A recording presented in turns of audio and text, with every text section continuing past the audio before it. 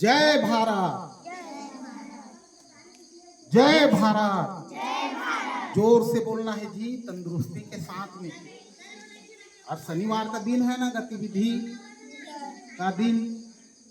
जय छत्तीसगढ़, जय छत्तीसगढ़। सुनो, ध्यान से सुनो। सैर कर दुनिया की गाफिल, सैर कर दुनिया की गाफिल, जिंदगानी फिर कहाँ। सैर कर दुनिया की गाफिल, जिंदगानी फिर कहाँ। गर जिंदगी कुछ रही तो नौजवानी फिर कहाँ। ताली बजाइए, ताली जोर से। देखो, हमें सैर करना चाहिए, उचित स्थानों का सैर करना चाहिए, भ्रमण करना चाहिए। नॉलेज बढ़ता है, नॉलेज की बढ़ोतरी के लिए सैर जरूर करना चाहिए। और शायरी वाला क्या कहता है, यदि हम बुढ़े हो जाएंगे तो क्या कर पाएंगे। यही तो उम्र है आप लोगों का, पढ़ने का, सीखने का, गुरुओं का सम्मान करने का। और प्रतिदिन स्कूल आना है और पढ़ना है। पढ़ोगे लिखोगे तो श्रेष्ठ नागरिक बनोगे। तो एक कहानी सुनोगे ना। ताली बजाओ, एक बार ताली बजाओ जोर से। जय भारत, जय छत्तीसगढ़। रामनगर में एक राजा था। कौन था जी? राजा था, बहुत अच्छा राजा था। प्रजा के अनुसार में प्रजातंत्र को शासित करते हुए बड़े लगन, मेहनत, उत्साह के साथ में वो राजा बने थे। लेकिन वो वृद्ध हो गए। एक दिन मंत्री से बोले कि अब हमारे तो कोई उत्तराधिकारी है नहीं, किसी को ना किसी को तो सिंहासन में बिठाना है। तो एक राजा, योग्य राजा की जरूरत है। मंत्री और राजा सलाह होकर के दोनों पूरे राज्य में मुनादी करवा दिए कि रामनगर का सिंहासन खाली है। जो भी राजा बनना चाहता है तो उसके लिए 2 परीक्षा आयोजित की गई है। दोनों परीक्षाओं में जो सफल होगा वो रामनगर का राजा बनेगा। तो बताइए भाई, राजा कौन नहीं बनना चाहता? सब बनना चाहते हैं ना। मंत्री कौन नहीं बनना चाहता? सब बनना चाहते हैं। लेकिन यहाँ एक शर्त थी, जो 2 परीक्षाओं में उत्तीर्ण हो जाएगा, उत्तीर्ण घोषित किया जाएगा, वही राजा के सिंहासन में बैठेगा। पूरे राज्य में मुनादी कर दी गई। एक से बढ़कर के एक नवयुवक व्यक्ति, जनमानस वहां नियत तिथि पे उपस्थित होने लगा। एक नौजवान था, वो राजा बनने की ललक में, सिंहासन पाने की ललक में पहाड़ी रास्ते से आ रहा था। तो वहां 4 डकैत बैठे थे। कितने डकैत बैठे थे जी? 4। और उसी रास्ते से वह व्यक्ति, वह नौजवान गुजर रहा था कि वो डकैतों का सरदार बोला, जा करके देखो, उससे कुछ रुपया पैसा रखा होगा तो लूटो। डकैतों को क्या काम है जी? डकैत क्या करते हैं? पैसा लूटते हैं ना डकैत। चोर लोग क्या करते हैं? पैसा लूटते हैं। अकेला नवयुवक समझ करके जा करके उसको छीना झपटी करने लगे। वो अकेला नौजवान था, डरा नहीं, हिम्मत करके वो भीड़ गया। एक एक करके वो डाकू के 3 साथी थे, इनको वो मल्ल युद्ध में हरा दिया। घायल हो गए तीनों। वो डाकू देख रहा था, अरे ये कितना हिम्मती आदमी है। हम लोग राइफल पकड़े हैं, तमंचा पकड़े हैं, बड़े चाकू पकड़े हैं, फिर भी हिम्मत करके मेरे 3 साथियों को घायल कर दिया, मूर्छित कर दिया, जमीन में पड़े हैं। डकैत आया, तुम्हारा क्या नाम है? तो बोला, मेरा नाम हिम्मत राय। अच्छा हिम्मत राय, तुमने मेरे 3 डाकू साथियों को मार मार कर अधमरा कर दिया, अब मुझसे भी तुम मल युद्ध करो। अब वो डकैत के साथ भी भिड़ गए, दोनों में 2-3 मिनट मल युद्ध हुआ और वह अकेला व्यक्ति चारों को चित जमीन में लिया। डकैत कुछ देर के बाद में खड़ा हुआ कि हिम्मत राय जी, आपकी हिम्मत की हम दाद दे रहे हैं, तुम अकेला होकर के हम चारों से भिड़ गए। तो एक निवेदन है हिम्मत राय जी, यथा नाम तथा गुण, तो बोलिए सब,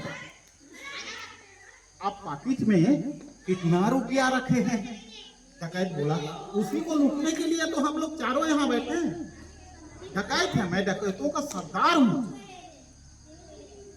तो सरदार जी मत पूछिए कि मेरे पाकिट में कितने रुपये हैं, तो नहीं बताइए कितने रखे ना रखे। अब पाकिट की तलाशी ली गई, उसकी पाकिट की, और उसमें से निकाला वो कितना रुपया निकाला? 1 रुपया। कितना निकाला? 1 रुपया माने 100 पैसे। 100 पैसे माने 1 रुपया। तुम लोग 1 रुपया का चॉकलेट खरीदते हो ना भाई? कितने चॉकलेट देते हैं 1 रुपया का जी? 4 चॉकलेट कम से कम। बड़ा अचंभित हो गए, कौन? वो चोरों का सरदार। अरे हिम्मत राय जी, हम तुम्हारी हिम्मत की बड़ाई कर रहे हैं, दाद दे रहे हैं। तुम्हारे पॉकेट में 1 रुपया है, यदि कहीं 10 रुपया होता तो तुम 10 लोगों को मार दिए होते। ताली बजाओ, देखिए उसकी हिम्मत। वो जब आगे बढ़ते हुए राज सिंहासन का उत्तराधिकारी बनने के लिए आगे बढ़ा, तो वहां क्या देखता है? सभी नौजवान वहां उपस्थित थे, जितने भी जनमानस वहां राजा बनने के लिए बैठे थे, सभी अनुत्तीर्ण हो गए थे। वहां देखता है कि नौजवान तुम बाद में आ रहे हो, ठीक है, अंतिम समय में भी तुमको मौका देते हैं। राजा और मंत्री ने कहा, इस पिंजड़े में एक शेर है, शेर, जिंदा शेर, जंगल का राजा दहाड़ता है। शेर कैसा दहाड़ता है कौन जानेगा? कौन जानेगा? शेर की दहाड़ सुने नहीं हो?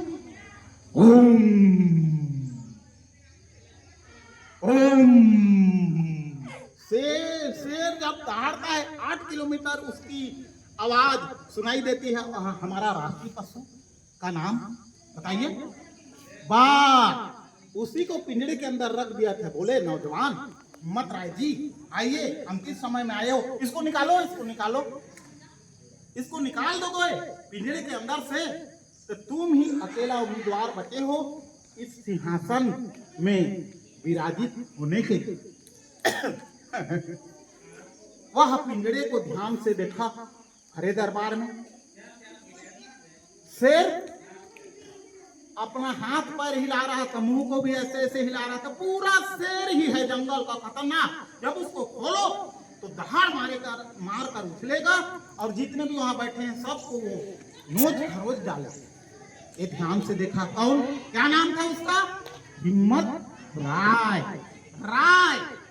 देखा, अरे उसके बाद महाराज एक निवेदन है हरे दरबार। हाँ बोलो, तुम्हारी मुराद पूरी की जाएगी, बोलो। तो महाराज मुझे एक गर्म छड़ी चाहिए। क्या चाहिए? गर्म छड़ी। अच्छा, इसको गर्म छड़ी दी जाए, तुरंत राजा का आदेश का पालन हो। एक लकलकाते हुए, जिस तरह से लुहार लोग कुल्हाड़ी और फरसा जितने भी हथियार हैं उसको पिटने मांजने बनाने के लिए क्या करते हैं? पहले जी आग में तपाते हैं, लाल हो जाता है। एक लाल छड़ी लंबी सिलाई गई और उसको शेर जो दहाड़ रहा था ओम उसके मुंह में घुसा दिया। किसको घुसा दिया? किसको घुसाया? लाल छड़ी दम के खड़ी। अब वो जो छड़ी पड़ी उसके मुंह में तो उसका मुंह पिघल गया और उसके बाद उसके पेट में लाल छड़ी को घुसा दिया। भरे दरबार में सब राजा बनने के लिए वहां बैठे थे, किसी के दिमाग ये काम नहीं कर रहा था। वह शेर किसका बना था? गल गल के गिरने लगा। जब लाल छड़ी को उसके शरीर में, उसके बदन में घुसाता गया तो गल गल के गिरने लगा। तो ये बताओ दिमाग लगा करके तुम लोग, चौथी पांचवी पहली दूसरी के बच्चे बैठे हो, वह शेर वो परीक्षा के लिए राजा ने किस धातु से बनाया था जी, जो गल के गिर रहा है जी? तुम लोग जन्मदिन मनाते हो, क्या जलाते हो? जलाते हो फिर बुझाते हो ना, वो कैसा होता है जलाने के बाद गल गल के गिरता है ना। तो शेर दहाता शेर किससे बना था? मोम से बना दिया गया था शेर। मोम से मूर्तियां बनती है, अच्छी अच्छी मूर्तियां बनती है। परीक्षा के लिए शेर को मोम से बना दिया गया था, यंत्र यंत्र फिट करके वो शेर की तरह चलता था, दहाड़ता था, हिलता, तो उसका रंग भी वैसा ही था। लेकिन उस बहादुर हिम्मत राय ने अपनी अन्वेषणी बुद्धि का प्रयोग करते हुए लोहे की छड़ी से उसको गला गला कर, महाराज शेर को मैंने पिंजड़े से बिना ताला खोले निकाल दिया। सभी ताली बजाओ। और शेर महाराज खत्म। फिर सभा में घोषणा हुई कि हमारे राज्य में रामनगर के लिए योग्य उत्तराधिकारी मिल गया, जो बहुत ही नाम के अनुरूप साहसी है और कठिन परिस्थिति में भी अपनी बुद्धि का उपयोग करते हुए ये हर कार्य को कर लेता है, घबराता नहीं तो कोई दूसरा होता तो 4 डकैतों को देख करके वहां से वापस हो जाता। इसमें भीड़ गया, अपनी पाकिट में केवल 1 रुपया रखा था, तो यदि इसकी पाकिट में 10-20 हजार होते तो हमारे पूरे राज्य को ये पराजित करके राजा बन जाता। आज वृद्ध मंत्री खड़े हुए हमको योग्य साहसी व्यक्ति, ईमानदार व्यक्ति, गुणवान व्यक्ति, बलवान व्यक्ति आज मिल गई और सभी ने मिल करके उस राजा महाराजा को तिलक किए, आसन दिए, गंगा जल से उसका पाद प्रक्षालन किए और बड़े सम्मान विधि विधान के साथ में राजा महाराज के सिंहासन में बिठा दिए। समझे जी? और आज के बाद वह रामनगर का हिम्मती राजा, चाहे कोई दूसरे राज्य के सैनिक हमला करे, अकेला हूं तो क्या है लेकिन दम रखता हूं, अकेला हूं तो क्या है लेकिन दम रखता हूं, मेरे राज्य में कोई अहित होगी मैं अकेला लड़ने के लिए चला जाऊंगा। सरफरोशी की तमन्ना अब हमारे दिल में है, सरफरोशी की तमन्ना अब हमारे दिल में है, देखना है जोर कितना बाजुए कातिल में है। जय भारत बोलो, जय छत्तीसगढ़।